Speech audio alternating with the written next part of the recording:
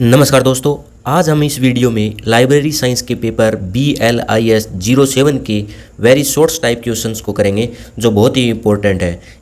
इस वीडियो में मैंने दो प्रकार के क्वेश्चन रखे हैं। एक तो वो है जो प्रीवियस ईयर पेपर में बार बार आए हैं और दूसरे कुछ एक्सपेक्टेड क्वेश्चन को रखा है। वीडियो को लास्ट तक ज़रूर देखें। तो चलिए वीडियो को शुरू करते हैं। पहले उन क्वेश्चंस को देख लेते हैं जो बार बार में रिपीट हुए हैं। तो प्रश्न नंबर 1 है, सूचना के किन्हीं दो प्राथमिक स्रोतों का उल्लेख करें। या फिर ऐसे पूछ सकता है कि सूचना के किन्हीं दो प्राथमिक स्रोतों के नाम लिखिए। तो कौन कौन से हैं? एक तो है शोध पत्रिकाएं और दूसरा है पेटेंट या थीसिस। उपयोगकर्ता शिक्षा को परिभाषित कीजिए। तो लाइब्रेरी के यूजर्स को लाइब्रेरी के संस्थान और सेवाओं का प्रभावी ढंग से उपयोग करने के लिए दी जाने वाली ट्रेनिंग या मार्गदर्शन को यूजर एजुकेशन कहते हैं। प्रश्न नंबर 3 है, प्रेसीज का पूर्ण रूप लिखिए।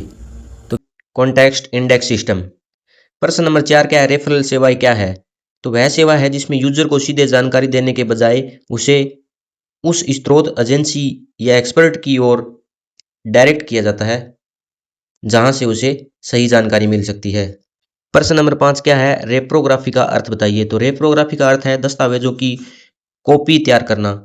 इसमें फोटोकॉपी, माइक्रोफिल्मिंग और स्कैनिंग जैसी तकनीकें शामिल होती है। प्रश्न नंबर 6 है, सूचना की कोई दो विशेषताएं बताइए या फिर सूचना की किन्हीं दो विशेषताओं का उल्लेख कीजिए। तो सूचना गतिशील होती है और सूचना को साझा और संचारित किया जा सकता है। प्रश्न नंबर 7 क्या है, उपयोगकर्ता शिक्षा की दो विधियां बताइए। तो लाइब्रेरी ओरिएंटेशन और बिब्लियोग्राफिक इंस्ट्रक्शन। प्रश्न नंबर 8 क्या है, रेफरेंस सर्विस को परिभाषित करना है। किसी यूजर को उसकी आवश्यक जानकारी खोजने में लाइब्रेरी स्टाफ द्वारा दी जाने वाली व्यक्तिगत सहायता को संदर्भ सेवा कहते हैं, रेफरेंस सर्विस कहते हैं। प्रश्न नंबर 9 है, CAS और SDI का पूर्ण रूप बताइए। तो CAS को जो फुल फॉर्म है वो क्या है, करंट अवेयरनेस सर्विस, और SDI की फुल फॉर्म क्या है, सिलेक्टिव डिससेमिनेशन ऑफ इंफॉर्मेशन। प्रश्न नंबर 10 क्या है, रिप्रोग्राफी की दो फोटोग्राफिक प्रक्रियाओं के नाम लिखिए। तो कौन कौन सी है? एक तो है माइक्रो फोटोग्राफी और दूसरी क्या है, जेरोग्राफी या फोटोकॉपी। प्रश्न नंबर 11 क्या है, संदर्भ सेवा के प्रकारों का उल्लेख कीजिए।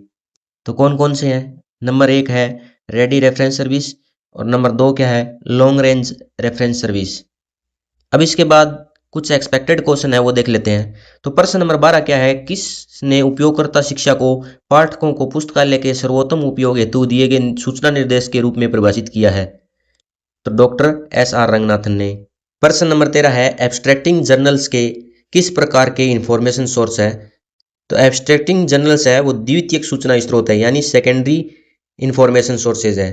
प्रश्न नंबर 14 है, रेफरेंस सर्विस का प्राथमिक उद्देश्य क्या है? तो रेफरेंस सर्विस का प्राथमिक उद्देश्य है वो सही पाठक को सही समय पर सही जानकारी उपलब्ध कराना है। प्रश्न नंबर 15 है, लघु अवधि रेफरेंस सर्विस की व्याख्या कीजिए। लघु अवधि रेडी रेफरेंस सर्विस वह सेवा है जिसमें यूजर के सवालों का जवाब बहुत कम समय में डिक्शनरी, इंसाइक्लोपीडिया या डायरेक्टरी जैसे रेफरेंस टूल का उपयोग करके दिया जाता है। 16 नंबर प्रश्न है, इंडियन लाइब्रेरी साइंस एब्स्ट्रैक्ट्स 1967 के प्रकाशक कौन है? तो इसके जो प्रकाशक है वो Indian association of special libraries and information centre. प्रश्न नंबर 17 है, कोई दो जीवनी स्रोतों के नाम बताइए। तो कौन कौन सी है? हुज हू और डिक्शनरी ऑफ नेशनल बायोग्राफी। प्रश्न नंबर 18 क्या है, सूचना सेवा के कोई दो प्रकार बताने हैं। तो कौन कौन से है? एक है रेफरेंस सर्विस और दूसरा है करंट अवेयरनेस सर्विस। प्रश्न नंबर 19 है, रेफरेंस सर्विस की दो आवश्यकताएं क्या क्या है वो बतानी है। तो पाठकों का समय बचाने के लिए और दूसरा है सूचना विस्फोट के कारण सही जानकारी खोजने की मदद करना। प्रश्न नंबर 20 है, सूचना स्रोतों के वर्गीकरण का उल्लेख कीजिए। तो 3 भागों में बांटा है इसको। पहला भाग क्या है, प्राइमरी, दूसरा है द्वितीयक और तीसरा है टेरिटरी यानी तृतीयक स्रोत। प्रश्न नंबर 21 है, सार पत्रिकाओं पर किन्हीं दो सूचना स्रोतों के नाम लिखिए। तो कौन कौन से हैं? Library and information science abstracts और दूसरा है इंडियन साइंस एब्स्ट्रैक्ट्स। प्रश्न नंबर 22 है, व्याप्त संदर्भ सेवा की समय अवधि बताइए। तो लॉन्ग रेंज रेफरेंस की सर्विस कितने मिनट की होती है? 30 मिनट से लेकर कुछ दिनों या हफ्तों तक का समय लग सकता है, क्योंकि इसमें डीप रिसर्च की आवश्यकता होती है। प्रश्न नंबर 23 है, तृतीयक सूचना स्रोतों का परिभाषित कीजिए। तो जो प्राथमिक और द्वितीयक स्रोतों को खोजने में मदद करते हैं, जैसे डायरेक्टरीज, ईयर बुक्स और बिब्लियोग्राफी और बिब्लियोग्राफीज। प्रश्न नंबर 24 क्या है? पॉप्सी का पूर्ण नाम लिखिए। तो क्या है? Postulate based permuted subject indexing. 25 number प्रश्न क्या है? सूचना स्रोतों के प्रकार का उल्लेख कीजिए। तो कौन कौन से हैं? प्राइमरी, सेकेंडरी और टेटरी। प्रश्न नंबर 26 है, रिसर्च जर्नल किस प्रकार का सूचना स्रोत है? तो किस प्रकार का है? प्राथमिक सूचना स्रोत है। 27 नंबर प्रश्न है, किन्हीं दो तृतीयक सूचना स्रोतों के नाम लिखिए। तो कौन कौन से हैं? डायरेक्टरी और ईयर बुक। प्रश्न नंबर 28 है, पुस्तकालय के सूचना सेवक की दो आवश्यकताओं का उल्लेख कीजिए। तो कौन कौन सी है? एक तो है प्रशिक्षित कर्मचारी संदर्भ लाइब्रेरियन और दूसरा है अच्छा संदर्भ संग्रह यानी गुड रेफरेंस कलेक्शन। 29 नंबर प्रश्न है, प्रस्तुत संदर्भ सेवा क्या है? तो यह वह सेवा है जिसमें तथ्यों यानी फैक्ट्स से जुड़े सीधे सवालों के जवाब 5 से 30 मिनट के भीतर तुरंत दिए जाते हैं। प्रश्न नंबर 30 क्या है? दीर्घ संदर्भ सेवा की व्याख्या कीजिए। तो जो लॉन्ग रेंज रेफरेंस सर्विस है वह सेवा है जिसमें जटिल प्रश्नों के उत्तर देने के लिए विशेष स्रोतों के गहन जानकारी खोजी जाती है और इसमें अधिक समय लगता है। प्रश्न नंबर 31 है, साइटिंग इंडेक्सिंग के प्रतिपादक कौन है? तो साइटिंग इंडेक्सिंग के जो प्रतिपादक है यूजीन गारफील्ड। 32 नंबर प्रश्न है, पुस्तकालय एवं सूचना विज्ञान विषय के किन्हीं दो शोध पत्रिकाओं के नाम लिखिए। तो कौन कौन सी है? Annuls of library and information studies and दूसरी है श्रेल्स जर्नल ऑफ इंफॉर्मेशन मैनेजमेंट। प्रश्न नंबर 33 क्या है? केमिकल एब्स्ट्रैक्ट्स के प्रकाशक का नाम बताइए। तो अमेरिकन केमिकल सोसाइटी। 34 नंबर प्रश्न है, सूचना को परिभाषित कीजिए। तो सूचना एक प्रोसेस किया गया डाटा है जो प्राप्तकर्ता के लिए अर्थपूर्ण और उपयोगी होता है। 35 नंबर प्रश्न है, डॉक्टर एस रंगनाथन के अनुसार इस सूचना स्रोतों के प्रकार बताइए। तो कौन कौन से हैं? पारंपरिक, पारंपरिक, नव पारंपरिक, अपारंपरिक और मेटा डॉक्यूमेंट। प्रश्न नंबर 36 क्या है? प्रेसिस एवं पॉप्सी का विस्तारित रूप लिखिए। तो ये ऊपर मैंने बता ही दिया आपको। 37 नंबर प्रश्न क्या है? अंतर पुस्तकालय आदान प्रदान की दो आवश्यकताएं बताइए। तो कौन कौन सी है? एक तो है लिमिटेड बजट और दूसरी है पाठकों की विशेष शोध आवश्यकताओं को पूरा करने के लिए। प्रश्न नंबर 38 क्या है? उपयोगिता दीक्षा कार्यक्रम के दो विधियां बताइए। तो कौन कौन सी है? लाइब्रेरी ओरिएंटेशन टूर और दूसरा है डिस्ट्रीब्यूशन लाइब्रेरी मैनुअल्स। प्रश्न नंबर 39 है, प्रेसिस का आविष्कार किसने किया था? तो डेरेक ऑस्टिन ने किया था। प्रश्न नंबर 40 है, संदर्भ कार्य और संदर्भ सेवा के बीच में अंतर बताना है। तो रेफरेंस वर्क पर्दे के पीछे का कार्य है, जबकि रेफरेंस सर्विस है वो पाठक से सीधे तौर पर दिए जाने वाली व्यक्तिगत सहायता है। 41 नंबर प्रश्न क्या है?